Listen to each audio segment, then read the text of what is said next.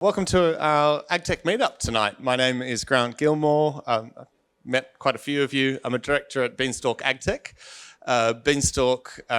We founded Beanstalk 6 years ago in the recognition that we can help ag be a leading force for good in the world. Within our working generation, we need to produce 60 to 70% more food in the Asia Pacific region. It's a topic that we're talking about tonight. So huge demand in a constrained supply environment. We need to produce it more ethically. We need to produce it more sustainably. We need to use less synthetic chemicals and fertilizers when producing. And most importantly, we need to produce it in a climate that is likely more variable than ever before. And we believe that tech and innovation has got a huge role to play in solving that challenge. And I think many of us in this room do as well and online. So welcome to the people online. So we work with Agtech startups like Origin Plus here in the room tonight. We work with governments at a state, hello deeper, national and international level, and large multinationals and NGOs like the Gates Foundation. We work with investors, and most importantly, we work with the producers and processors of food themselves. So to help adopt innovation and tech into their supply chains. So that's what we do, but tonight we're here to talk about the opportunity in Asia. I think we all know basic evacuation, bathrooms, get up. These are pretty relaxed events. Get up and get some more food as you go. There's always lots left over. Tonight we're going to be talking about the opportunity in Asia. But before we do, I also just want to recognize that we're on Wajak land and recognize their historical and continuing connection to the land, which is the thing that connects us all here as well. So, and recognizing their elders past, present, and emerging. And so, onto the opportunity in Asia. We've got a really great lineup tonight. We're going to hear from Amelia Walsh from Austrade. We're going to hear from a tech startup or scale-up that is scaling into Asia, so Origin Plus. We're going to hear from the Indonesian Consulate General on our panel, along with Hillridge Technologies and a venture capital fund and accelerator, so Trendlines. Yeah, we've got a really good lineup here. So welcome all. Thank you, massive thank you to DPED and AgriFutures Grow Ag for sponsoring these events. As always, it's fantastic that we can all get together and really appreciate your ongoing support. And as well, our advisory committee. Peter May, Ryan, Angela, Rebecca Bradford, and all the wonderful people like Chamadou and Tash and Michelle and Alison, who's in the room tonight. So yeah, massive thanks to Sean and Simon and Roger as well for all the work to do to kind of guide this. They're our group, all just out of passion and love. So yeah, thank you. Right, so I'd like to introduce, we'll go over this way somewhere, if you wouldn't mind just flicking that over. But James Williamson, I'll give you a bit of an introduction. So we started, must have been 2019, maybe, 5 years ago. Yeah, James and his brother Reese had a company called Latitude 28, selling beef B2C, straight to consumers in Asia. Beautiful Australian beef. They soon recognised there were a couple problems with selling into the markets they were selling into. Their product was getting frauded, one, and there was an opportunity they recognised as well, which is that when you sell B2C, as opposed to through a distributor, you get this amazingly rich relationship with your end consumer, not just the customer, the person buying it, but with the consumer. And so they started to develop up solutions. I won't steal the show here, but we see as Beanstalk many innovators and tech solutions across our desk every week. I've heard this one, Origin Plus, being described as one of the most innovative and exciting solutions I've seen all year from one venture capital fund. So I love what you're doing, and really grateful that you're here to share your thoughts. So over to you, James.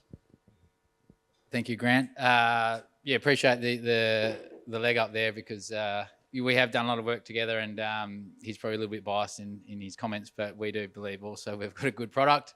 But to talk to the topic around opportunities in Asia broadly, I thought for me, I can just talk to our experience, right? What we've done and what we've seen, and where we see opportunities. So, as Grant mentioned, for us, we were developing a solution for our own need, and that was to develop a secure supply chain into the Chinese market. That came on the back of us previously living in China, and ultimately we were driven from motivation to sell more product. Okay, so as a brand, the core motivation is to sell more product, and the consumer is concerned about where the product is from. Is it real? We look very quickly to technology to develop systems to be able to sort of help give them confidence. So we're very early in the space of supply chain traceability. And for us, what we also were missing in our sort of broader market was sort of that touch point to consumer. We had an idea around, the value of that. But we also wanted to be able to expand into more wholesale markets and still have that connectivity to consumer. So what we did, and I won't go through that element of the product too deeply, but essentially tracking from farm, blockchain traceability, landing with a consumer, 2-code system. One code would give you the supply chain. We had another code underneath the stake. When you hit the other code, the 2 codes came together and it completed the chain. So when it completed the chain, we then knew that had been taken out of the market. And what we also did is we released serialized loyalty points to the consumer, and that was a loyalty program. So therefore, we developed a loyal consumer, but the underpinnings of that was they were actually taking the product out of the market. So therefore, you couldn't have duplicate. Okay, so that problem isn't unique to Australian beef, but there is more of Australian beef or XYZ sold than what is actually sold to the country. So it's being duplicated. So we were looking to prevent duplication, but ultimately we want to sell more product and we want to drive that loyalty. If we fast forward to where we're at today, the technology of Origin Plus was demerged from our export business, and that's quite a fresh, product. The company has always existed, but we've then expanded it to service other brands. And in doing so, what we have is a connected packaging platform, and ultimately we've developed a suite of tools that can be used by food and beverage brands to better connect to their consumer.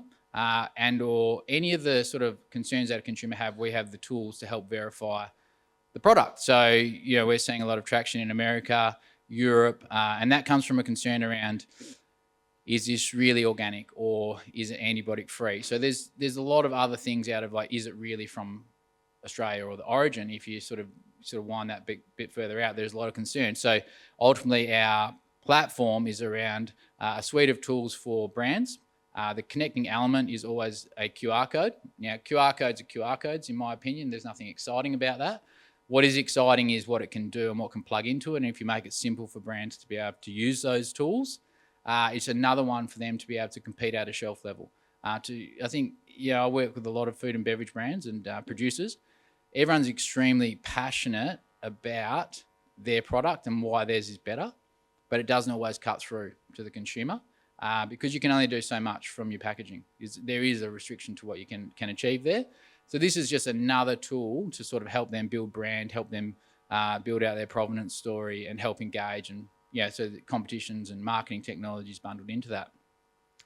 But the broader opportunity for Asia, look, we're sort of weathered a fair few storms there. We were pre-COVID as a beef brand in China, and then went through that period.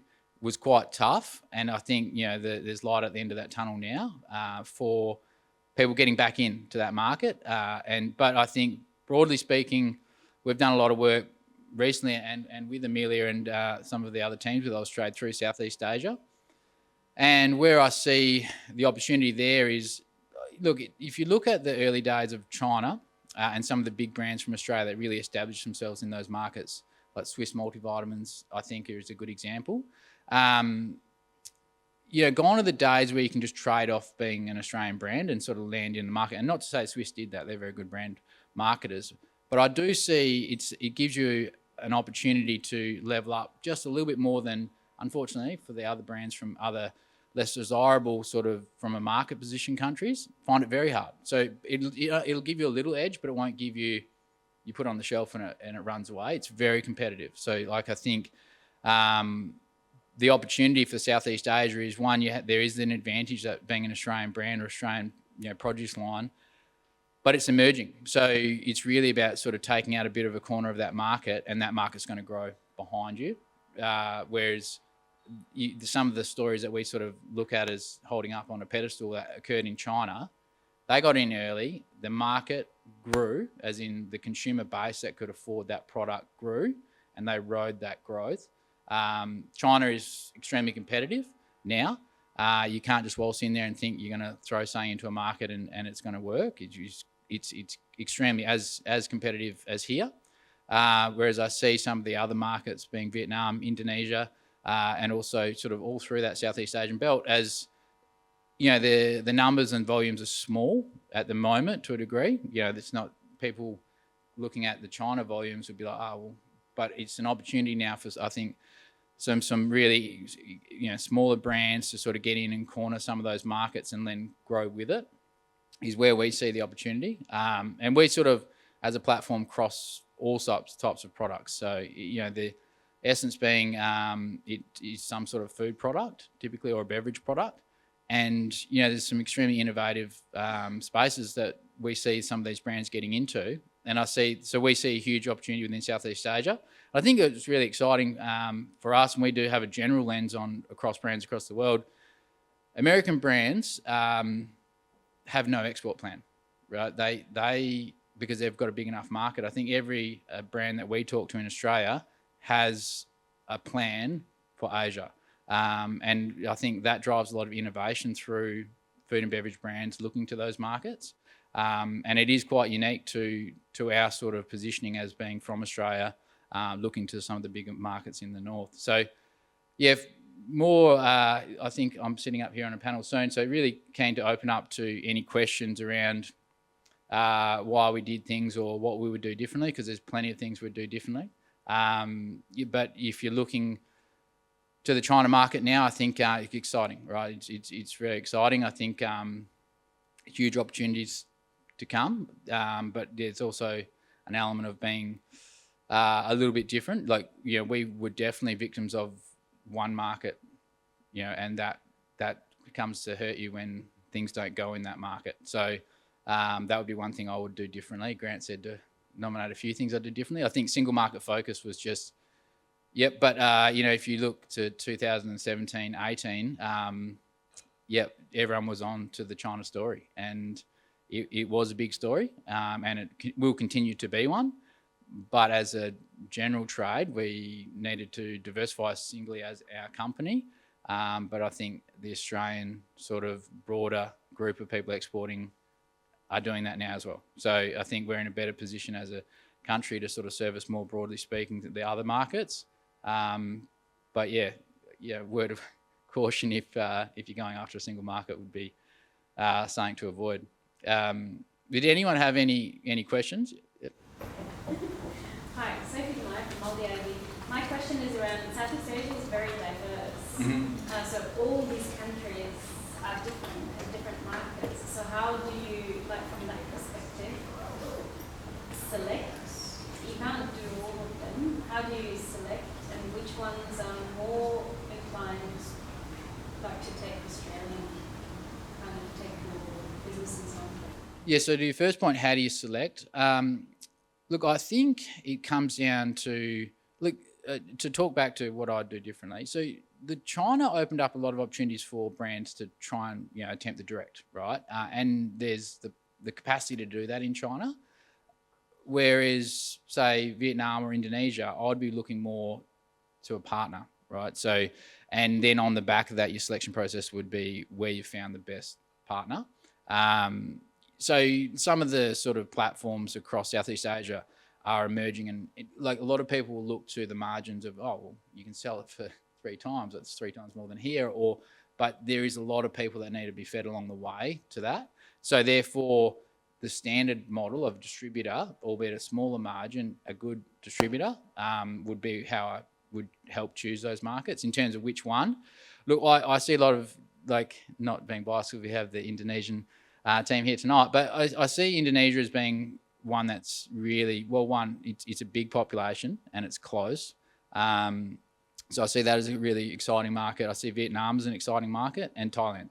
So I think, and we've done a lot of work recently within Singapore. I think Singapore's, Asia light. So it's a good way of like sort of getting a bit of experience, but it's not really, what's going to be in the other market. So it's sort of like a stepping stone market. So if you can get a bit of traction there, I'd say that's a good start, but it's not an end destination of where you want to focus. Did that answer any of your questions? Probably a little bit, but not completely. Yep. What are your challenges with targeting the market? So obviously the consumption power, the purchasing power of the market like China. There is extreme gap between the different target markets. There's super rich and super product, premium product. So from a positioning point of view, how do you position your product in those markets? Beef or good beef is considered as a premium product. And if you want to expose yourself to bigger markets, you have to sort of target specific segments of the market. What is your experience in terms of what sort of strategy have you used to position yourself in overseas markets? So, and I think there's a bit of realism that needs to be taken to the approach of, like, if, for argument's sake, 100 million people in Vietnam, the percentage that could afford, a high premium product, you're looking at the same numbers as what you could be doing in your market here, right? It's a bigger population. So I think if you look at that market and you're targeting the high-end consumer, you've got to be a little bit realistic with, okay, but that's going to grow, right? So the opportunity now is that you have a smaller area of that population, and if you still maintain your focus on the high net worth individual that's buying your premium product, and you establish your brand, the word of mouth is, that works globally, right? So that then transpires into, well, he was drinking or he was eating, and therefore the people that are aspiring to buy that. So that's where I see the opportunity. It's not just send it over there and it's going to just do huge volume, because if it's a high-end product, it's not. But looking to the story of China and that rapid growth, and I see that happening across Southeast Asia, that is the opportunity to get in and sort of you cement yourself with a smaller, which is easier in a way, because you're not marketing to the masses. You're sort of going to be quite direct. So as an entrepreneur, you understand that I'm just focusing on this market. I don't care about anything else, and every resource is going to be towards the market. Yeah, well, depending on your product, but if like a high-end protein or a wine or olive oil, honeys, etc., I see those ones as really being able to sort of service that market. But being, again, I wouldn't be single focused on one market, pick three, and work with your distributor. So the distributor, I think, has a massive role, and it's, you would hear it spoken to a lot about selecting and having the right partnership, but they need support to also build brand. Like, so, someone has to fund that, and if it's a distributor, then you have to give them the capacity and you're going to have to work on slim margins, because they're putting the brand awareness out there and the positioning. If you're going 50-50 on sort of some of that expenditure, then that's the structure of the deal. But again, I think there's some exciting stories that have come from partnering with the right distributor. So what's your retrospection? Whatever strategy you took, you're happy with? For us, well, we did a blended of both. Right, so we were our own exporter and our own importer within China, and then running wholesale and D2C. So definitely understand the sort of pitfalls of trying to do potentially the D2C. There is things that over time you need to have a longer vision, right? It's got to be 3 years, and like most of the marketing agencies you talk to about launching into China will give you that. Be prepared to invest for 3 years. So that's the D2C sort of model. Whereas the wholesale model is probably an opportunity to do more volume quicker.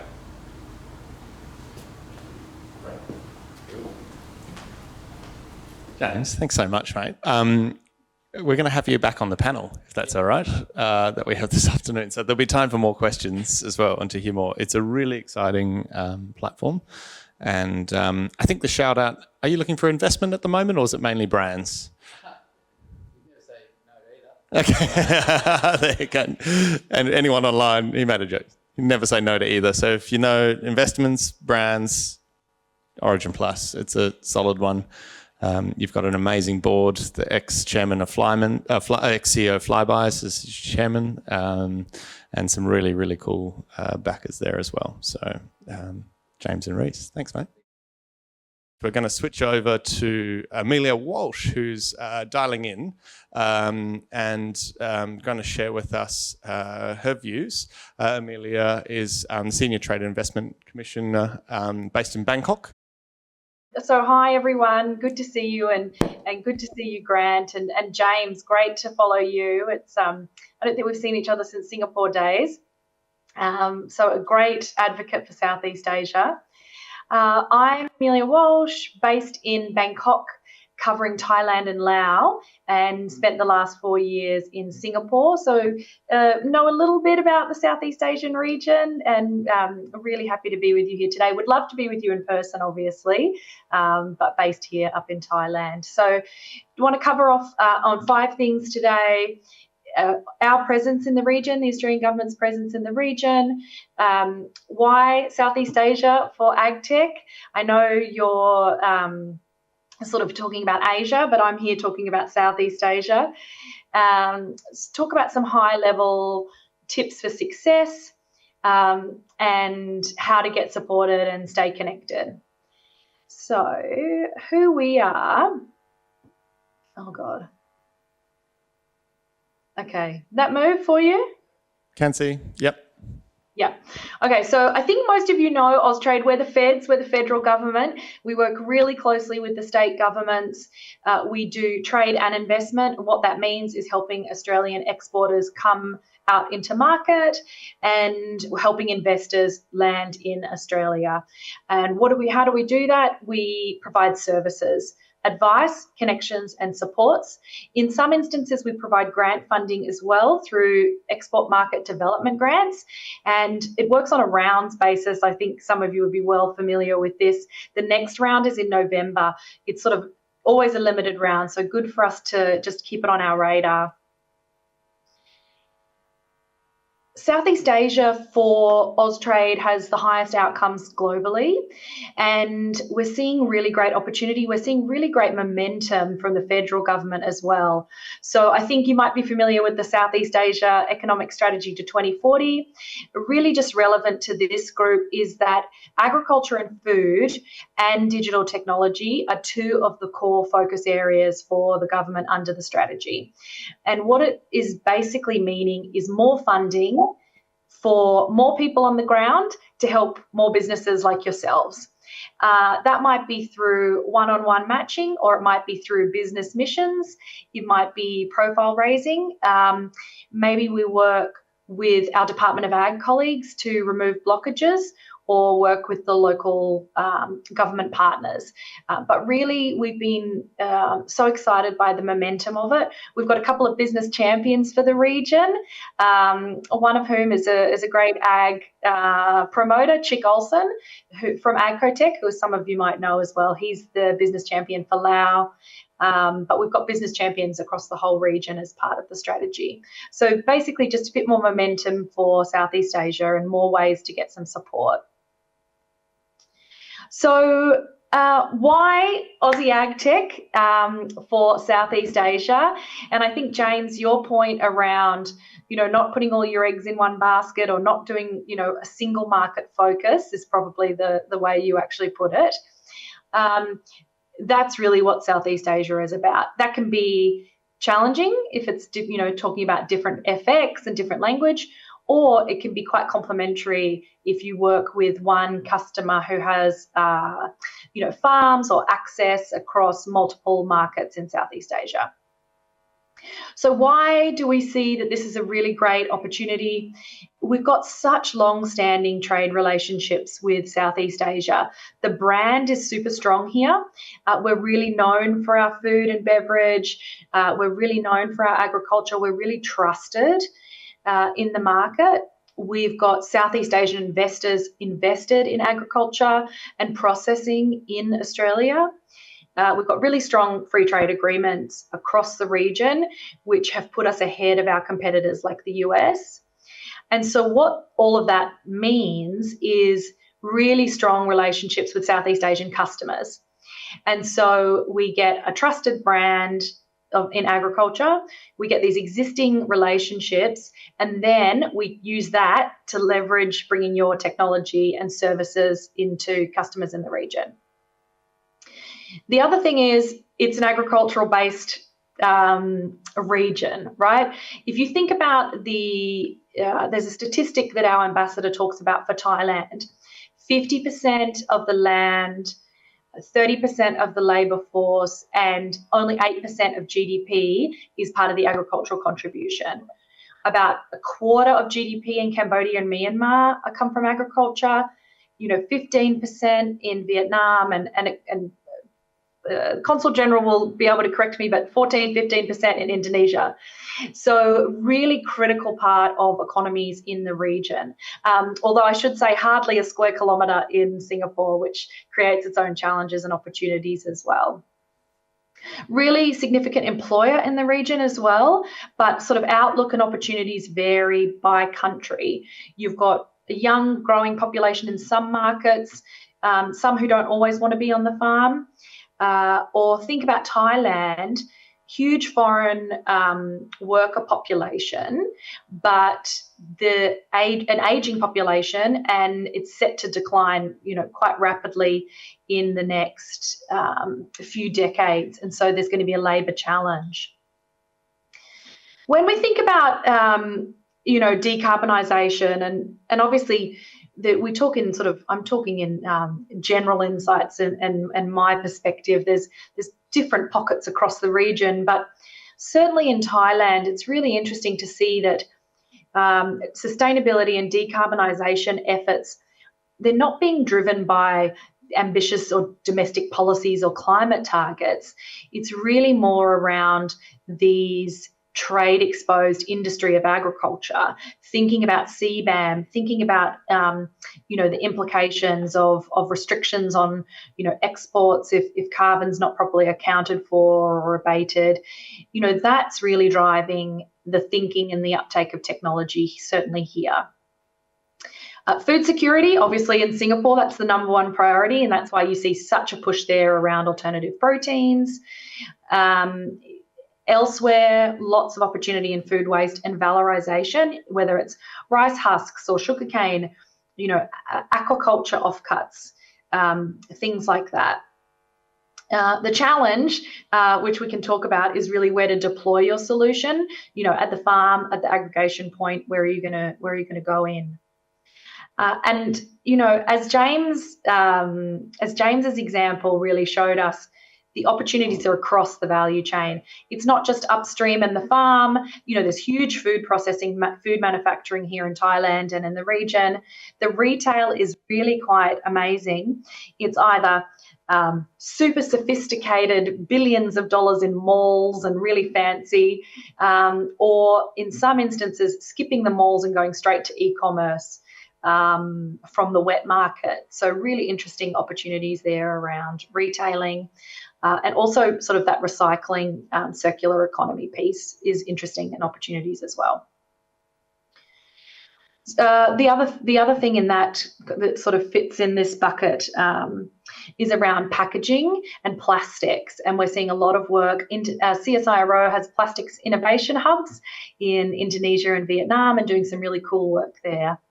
For example, in Singapore, there's a law that requires food waste to be dealt on site if at certain premises, like if you've got a really big concentration of food waste, you have to now deal with it on site. That's, for example, malls or convention centres, things like that. And then a bit awkwardly plopped down the bottom, because my slide didn't really fit it, is local incentives. So governments across the region want Agtech. They want these solutions that bring efficiencies here. They're crying out for automation and robotics, value-added products, and really putting incentives on the table. So maybe tax incentives, tax holidays, depending on your offering. I will say it's not so easy as just signing up and getting your money, and we can talk about that, but there's all sorts of, there can be all sorts of challenges with that, but there is, this is where it can be really helpful to work with people on the ground, right? Okay, so I'm sure this is probably a slide that Grant and the Beanstalk crew could deliver, but this is, you know, just a couple of the tips that we think about. In particular, you know, really a lot of them are relevant to all exporters coming to the region, but thinking about in agri-tech, are you researching and localizing for your market? You know, have you demonstrated that you understand the market is different from Australia? Do you need to think about language or pricing? You know, LLMs are making language not so much of an issue anymore, and we're seeing some really cool technologies that are meaning there's really quick translation and not a huge cost on you to do a local language product. Do you need it? In some markets, you might not need that. Really thinking about the problem that you're solving for. Does it actually exist equally in Indonesia, Vietnam? It's likely different in Singapore. So just thinking about that, and there's so much amazing research available just in that room that you're sitting in, but also online. We've got heaps of resources, and also people are your resources as well, right? Who's your customer? So this kind of comes back to the makeup of the agricultural sector. I think there's some crazy statistic that there's 100 million smallholder farmers in Southeast Asia, which seems quite incredible. But such a fragmented industry compared to, say, an Australian market or an American market. So what are these people's ability to pay? What's their debt level? How are they thinking about insurance? Who's going to drive adoption? Who's going to pay? So what we're seeing with some of our clients, some of our Australian clients, is selling in to the conglomerates or the customers. Who are the consolidators? What are the aggregation points? Or in the instances of somebody like a CP, you know, they're the largest, basically the largest company in Thailand, that they're obsessed with creating a super app. So they basically just want to, you know, suck up your solution and put it in their super app. You know, that might not be the right pathway for you, or maybe that is something that's interesting. Perfect your pitch. You know, I don't know whether anyone's rolling their eyes when I say that in the room, but I have to tell you, we see people come to the market who haven't practiced. And by that, it's you know, you take these first two parts, the research, the localization, and thinking about your customer, and then what's your USP? What's your unique proposition that combines that? It shows you've thought about the market. It shows respect to the market. It shows you've understood the cultural context. And say it out loud. You know, I'm sure if I could see you, you'd be rolling your eyes. But practice it at the family table. Practice it in the mirror. Say it so that it doesn't sound weird the first time you're saying it to a customer in the market. It really does matter, and it really shows when you've done that homework. It's such a great experience to see people who've really honed. And you should then take in the data during visits to market, and it'll evolve. Your pitch will iterate. And then getting support. Okay, so I'm here from Team Australia. So I'm from the Feds. We work super closely with our agricultural councillor colleagues, our state and territory officers. We love the Western Australian team. They're great to work with. I think Matt Lamprecht from our team in Australia is online. He's our Agtech guru. Kun Tip from my team is online as well. So, you know, work out who can help you, and then use that support. Maximize your tax dollars. Okay, so I think you're already ahead of the curve tonight in terms of learning from others, because you've got Beanstalk, Origin. I think you're going to hear from Hillridge. But, you know, just checking out a few examples of those who have gone before you. I mentioned Chick Olson. He's our business champion for Laos, and Agtech has gone into Laos first as kind of a university government industry partnership, but it has potential to have commercial scalability across the region. And it's taking basically medicated cattle lick block that is really getting the community involved in the production, and then a carbon credit is created through this as well. And the other one, I think I alluded to the cellular meat in Singapore. You know, Val, I don't know if anyone saw the news, they made the woolly mammoth meatball, I think when they were doing a raise just to sort of get some excitement. But, you know, they are doing cultivated cellular quail meat. They were able to get regulatory approval and go to market in Singapore ahead of Australia. And this is really because of Singapore's aggressive focus on food security, right? They're really, you know, so obsessed with food security. They're really were willing to go that extra mile with Vow. Okay, just a couple of ways. This is just a taste really of some of the things that we're doing in Thailand at the moment. We've got CBIX, you know, government loves an acronym. That is the Southeast Asia Business Exchange, which are essentially trade missions. We are going to have a couple of Western Australian companies on that. I think I can say Excite will be joining us, the fabulous Pig Fitbit. And this is just a chance to come as a group, and we essentially do business matching, insight sharing, you know, really getting you into the market in Thailand. We're doing these across the region, I should say. This is just a snapshot of what's happening in Thailand. So really it comes to, how do you know about this? Well, you can connect with me. You can connect with our Southeast Asia LinkedIn. You can go sign up for the newsletter on the Austrade website. We share, you can just see a snapshot there of events coming up or activities coming up in September. And then there's people like me, obviously, across the region in all of our posts across Southeast Asia. We're in Singapore, Malaysia, Indonesia, Philippines, Vietnam, and Thailand, but with coverage of Brunei, Laos, and Cambodia from those markets. So a really great coverage across Southeast Asia. And we would love to see you here. Thank you so much, Amelia. That was really, really insightful. And I can guarantee you there was not a rolled eye in the room at all. I can only see the backs of people's heads, so I can't tell if anyone's rolling their eyes. Yeah, no, none at all. None at all. And a few chuckles as well. So really appreciate you taking the time, particularly at the end of the workday in Bangkok, to share.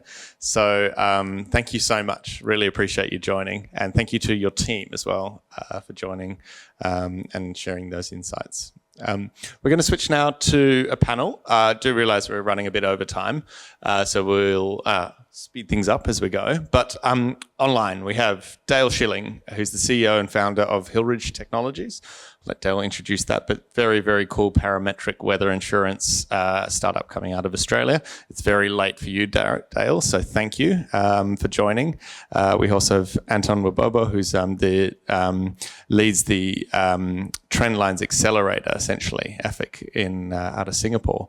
And that's very interesting. And I'd like to invite up on stage here Amelia, who's the Counsellor for Economic Affairs at the Indonesian Consulate General. So thank you so much for joining us. Jimmy, do you want to join us up on stage as well? I don't know if I'm going to take a seat here, actually, and pull up my list of questions. Amelia, will you tell us a bit about your role and what you're doing here in Perth, and tell us a bit more about the Indonesian Consulate General? I know you're not strictly in agriculture, so appreciate your playing outside here, but economics is a huge part of agriculture, what you do in economic affairs, and a big contributor, I imagine, to our respective economies, not just via trade, but yeah, I'd love to hear a bit more about your role and what you do. Thank you. Good afternoon, everyone. My name is Amelia. I'm here representing the Consulate General of Indonesia in Perth.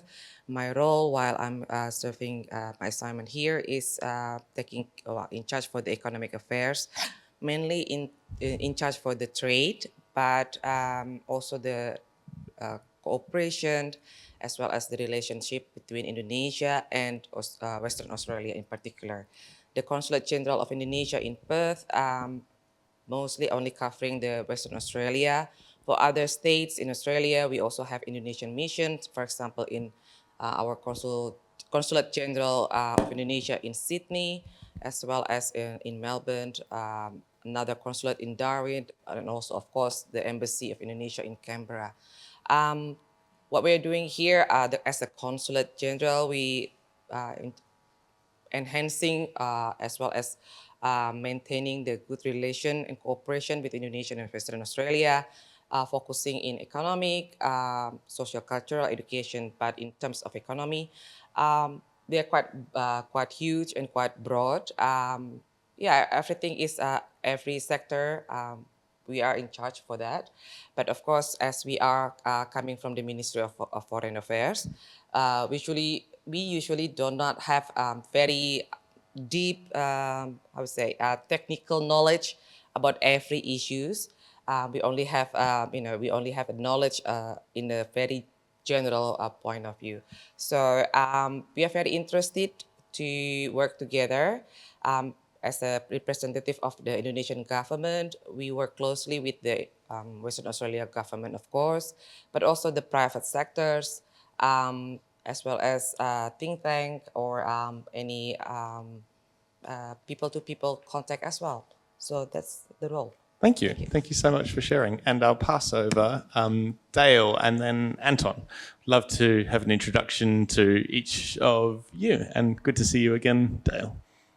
Wonderful. Well, hello, everyone. I'm Dale Schilling. I'm the CEO and founder of Hillridge.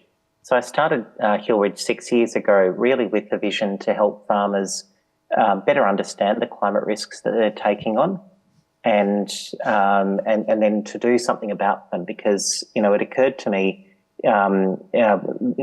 looking at how my dad experienced the Millennium Drought and just the devastating impact that had on its wheat and sheep farm just outside of Mildura, that in fact the insurance that most farmers can access isn't fit for purpose.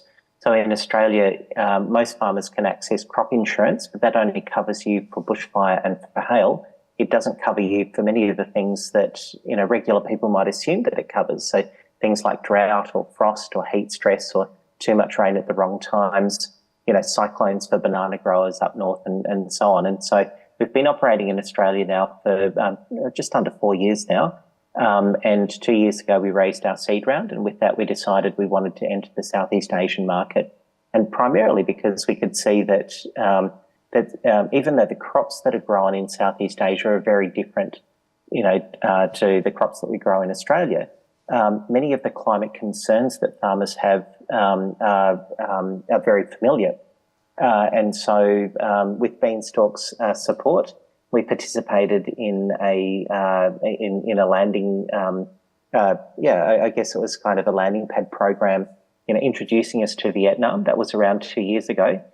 With that, we found our first corporate partners within the first 6 months.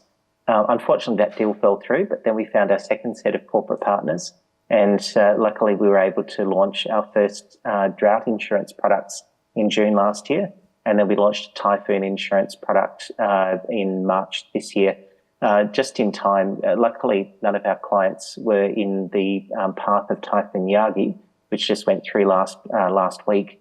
So very fortunate. But it certainly sharpened a lot of people's minds about the devastating impact that typhoons and extreme weather can have. So I'm delighted to be here as part of the panel and discussing expansion into Southeast Asia with you today. Thanks, Dale. Really excited to talk more about Hillridge and what you're doing. Dale and I, Dale was far more senior at me, but we worked together at the Boston Consulting Group, where he left as a partner. He was head of mining across the kind of the practice area across the Asia Pacific to run Hillridge, and unsurprisingly, he's been enormously successful. So, and now we're doing what we love. Yes, exactly, exactly. And speaking of doing things you love, Anton, how are things at AFIC, and can you tell us a bit more about that? Hi, good evening, everyone. My name is Anton. I'm from Trendlines Agri-Food. We are a venture capital and an ecosystem builder for agri-food tech space. I'm based in Singapore office, but we invest globally in tech startups, in agri and food tech startups that are relevant for the Southeast Asian market. So far we have more than 15 portfolio companies, and thank you for having me in this panel. I hope to be able to share some insights with the audience. Thanks, Anton. Have your startups, we might start with you, are they mainly based as Singapore startups, or have you had some from the region or any from Australia? We have not invested in Australian company. Yep. We have startups from Singapore, from Europe, from Israel as well, and but yeah, we have not invested in Australian startups yet. Okay, and with that diverse range, and we talk about the opportunity in Asia like it's a homogenous market. It's probably one of the most diverse markets in the world.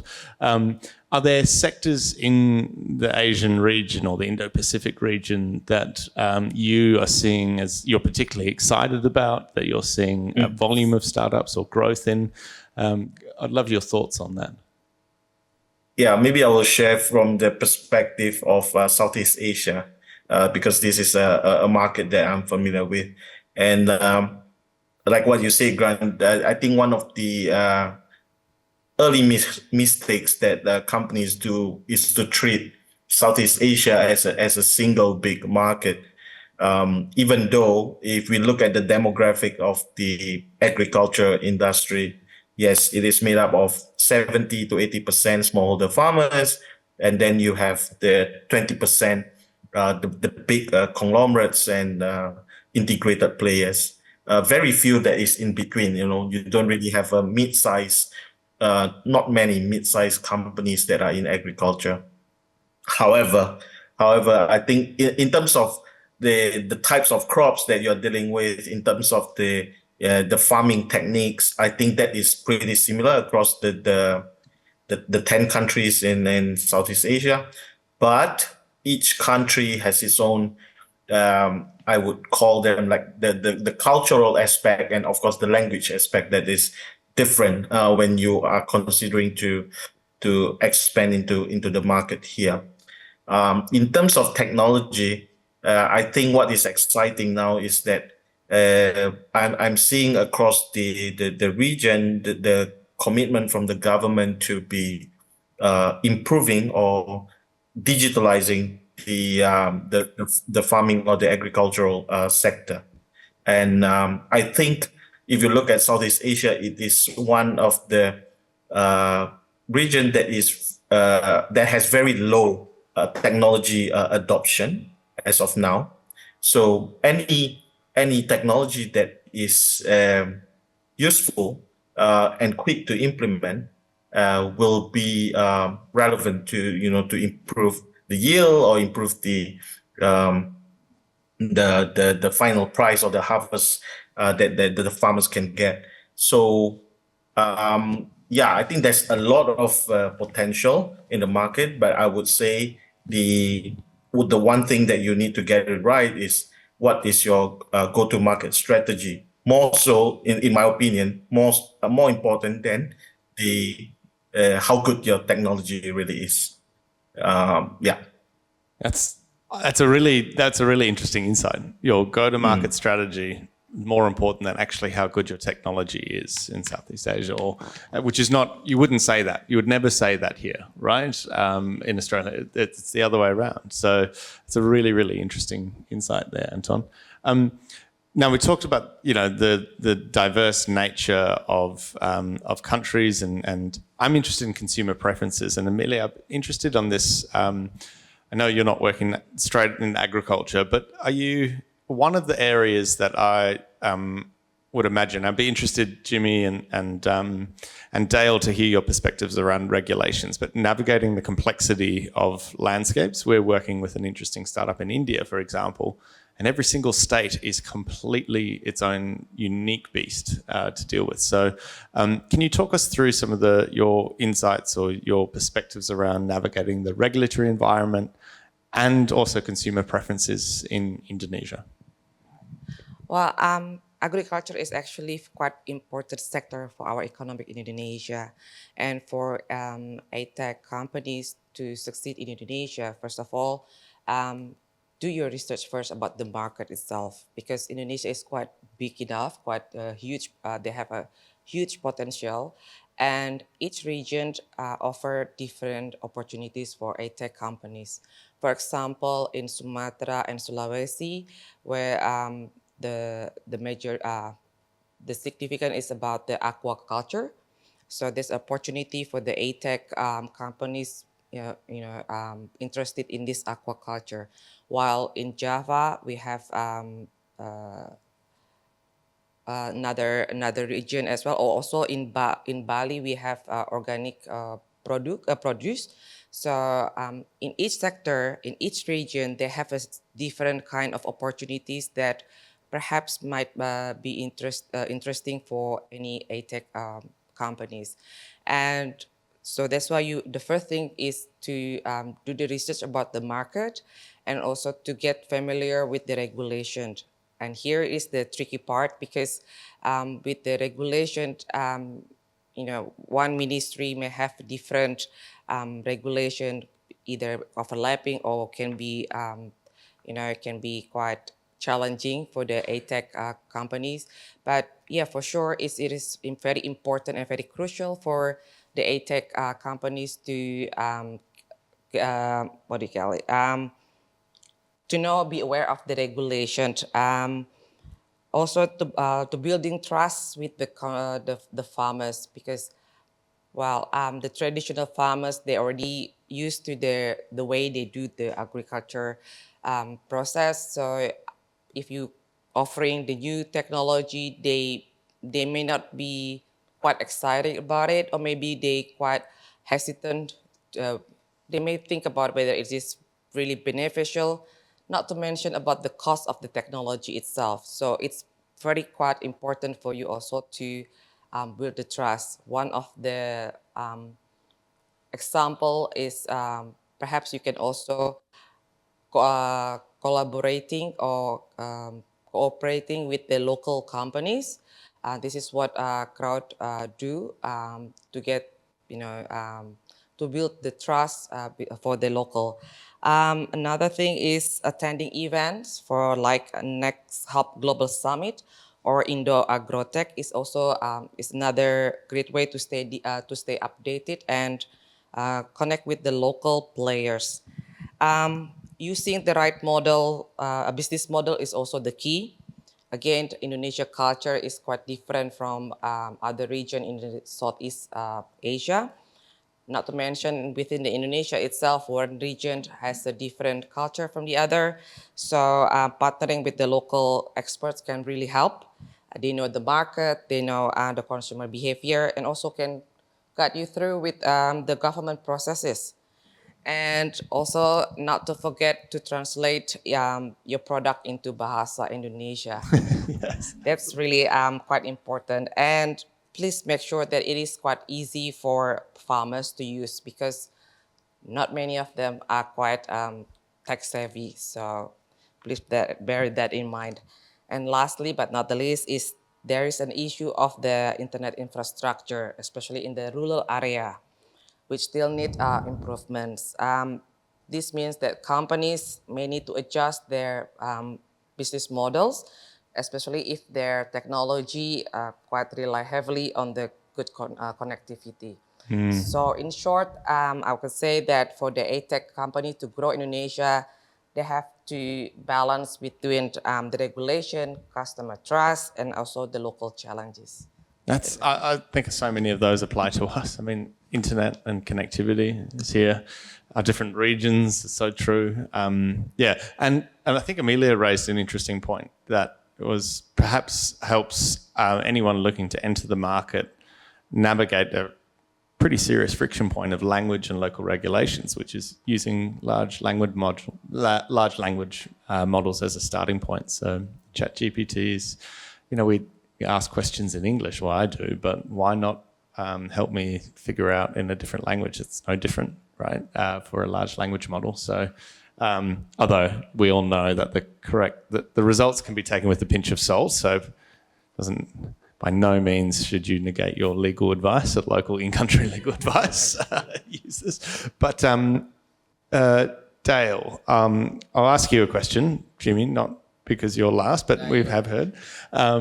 So Dale, I've got a couple questions. Did you, on the regulations, how scale of 1 to 10, with 10 being this was a total cluster and 0 being, that was pretty straightforward. How difficult was it for you to navigate the regulations in Vietnam? Who helped you with that? Were there any things that unlocked?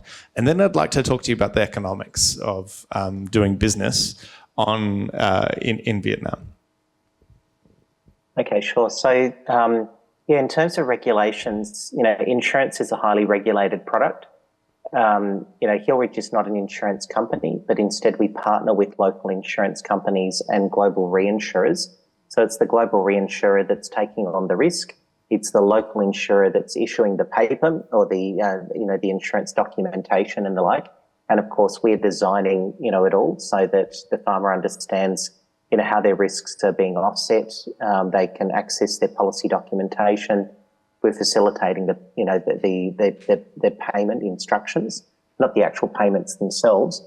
And so you would think, given insurance is so regulated, that would have been the stumbling block for us. But in fact, in Vietnam, where we first operated, the Ministry of Finance has already accounted for parametric insurance, and they take the stance that the insurance companies, provided they fit within that framework, they can come up with their own bespoke products that are designed for particular products, and then simply register that with the Ministry of Finance. And that takes about 2 or 3 weeks.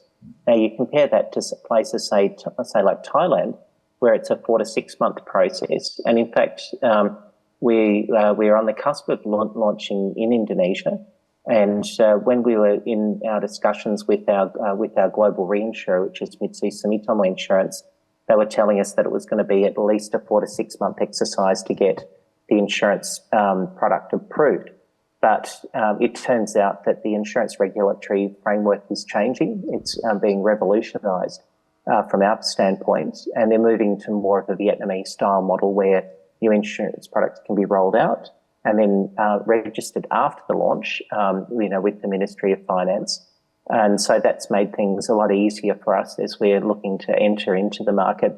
But interestingly, the thing that we have struggled with, particularly in Vietnam, is access to the farmers themselves. And so, as part of a program down in the Mekong Delta region, we're conducting training with farmers to help educate them about, what this new insurance product is all about.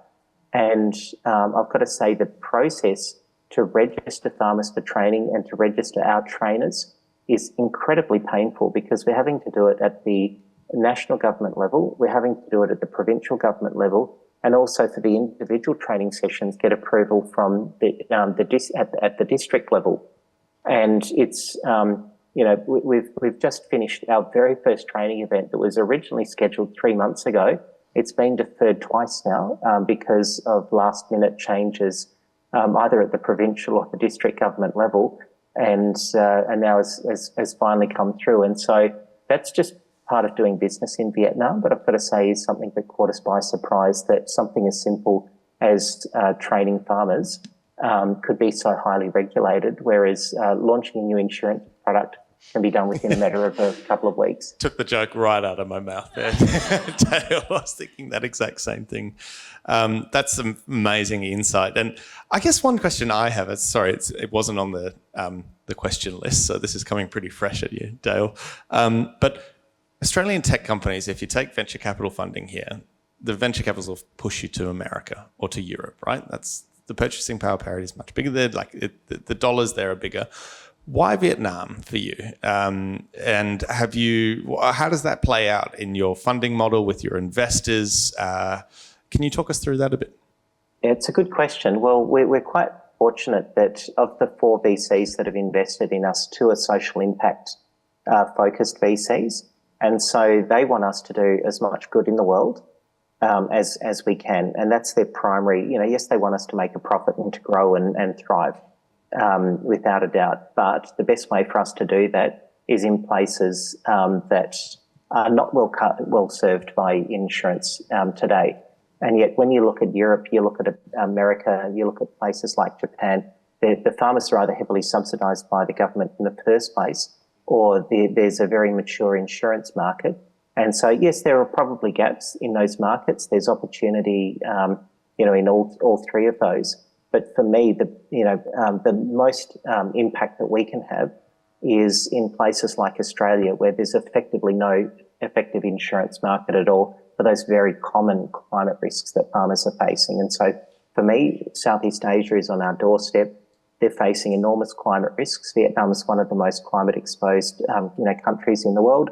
A large population that's in the agriculture sector, and they're also quite advanced technologically. So I actually get better reception down in Nanyang province than I do over in Dubbo, and so I think Telstra and the Australians could learn a thing or two about how the Vietnamese have rolled out smartphone technology and just internet connectivity. It's amazing.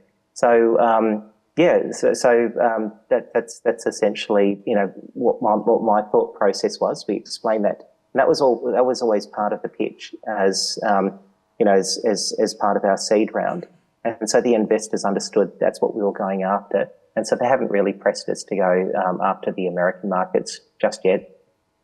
Oh, that's great to hear, Dale. And speaking of your seed round, are you entering another round soon? Anyone with connections to investors? Yeah, probably mid next year, I think. We're looking to make the most, growing the business, through 2024, early 2025.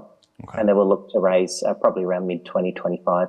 Okay. So for anyone in the room online, write that down. This is an amazing company to back. James, question for you, and then Anton, I've got one more for you, and I wanted to ask so many more, but I'm also want to be respectful of everyone's time in the room that we're running a little bit over. So we'll wrap it up with these last 2.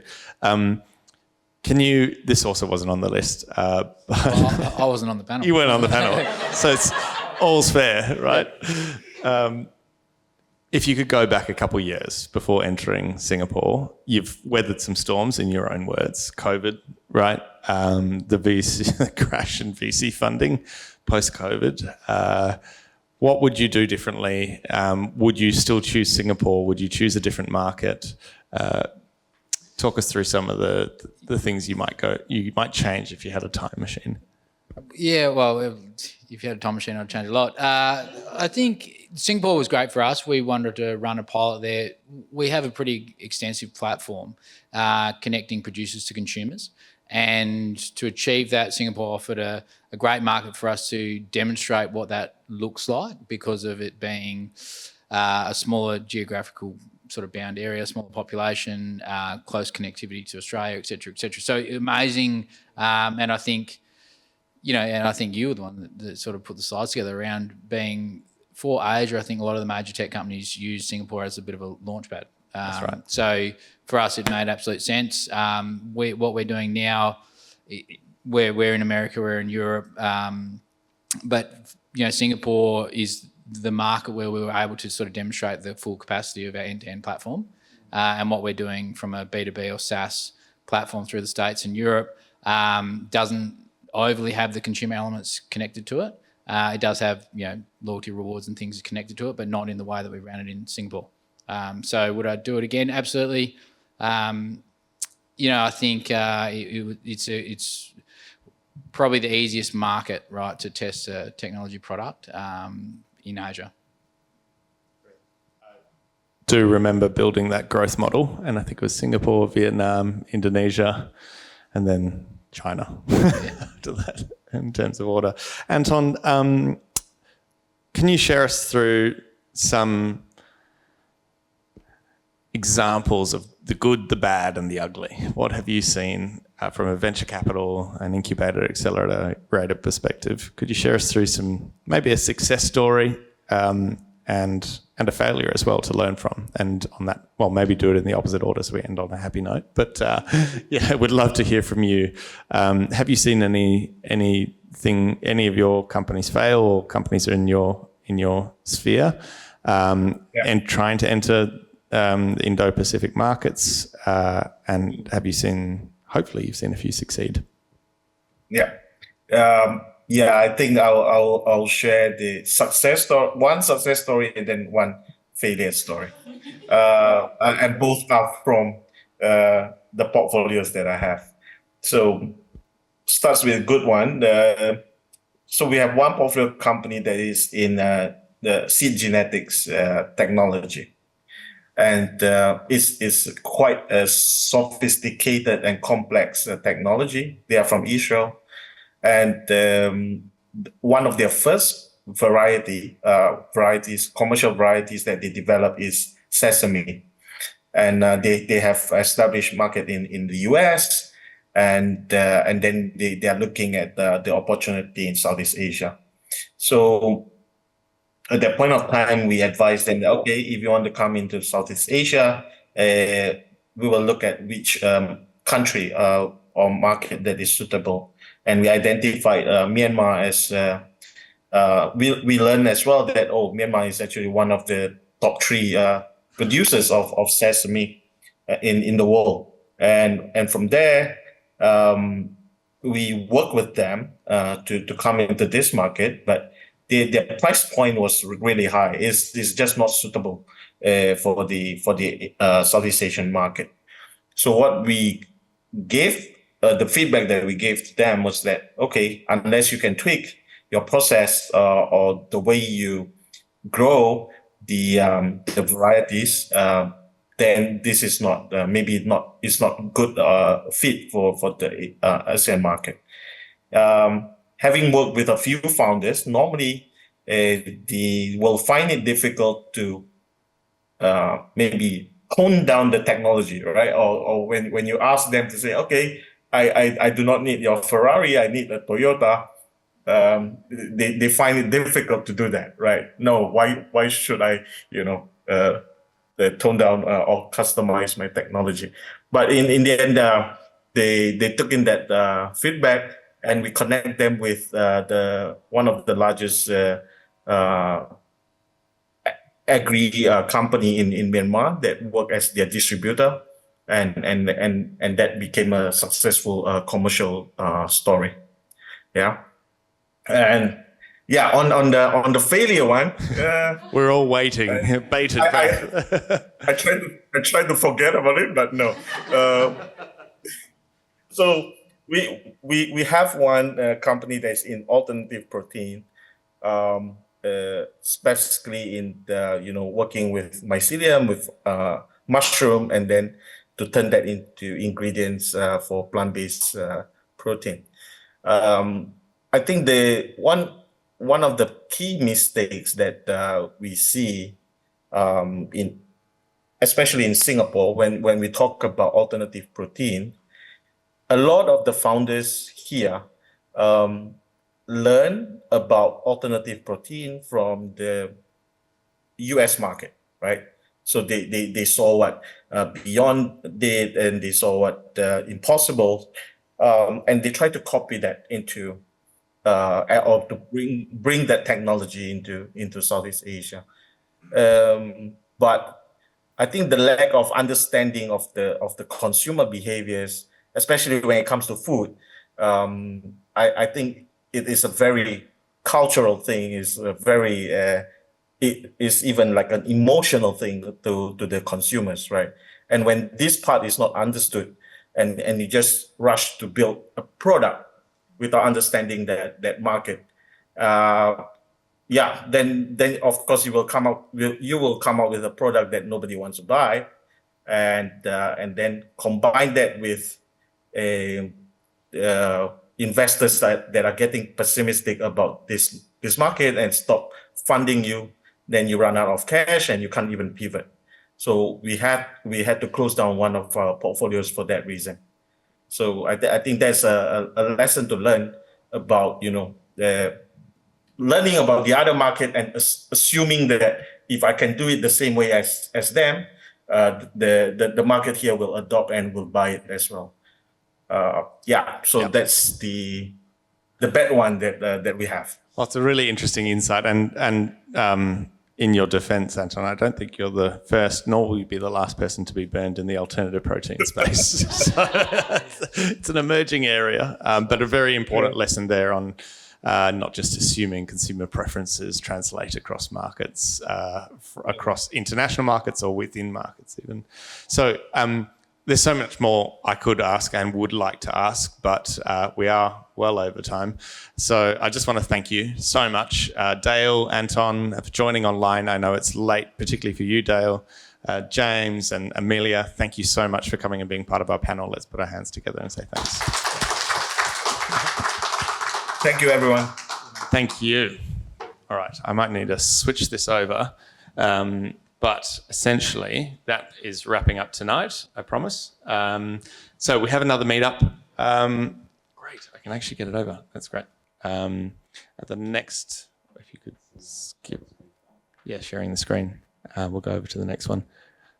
The one before. Oh, well, fine. I'll talk about this. Hey, Beanstalk has a drought venture studio. Quick plug, if you're a drought tech innovator or you know one, round 2, we had 93 apply for the first phase.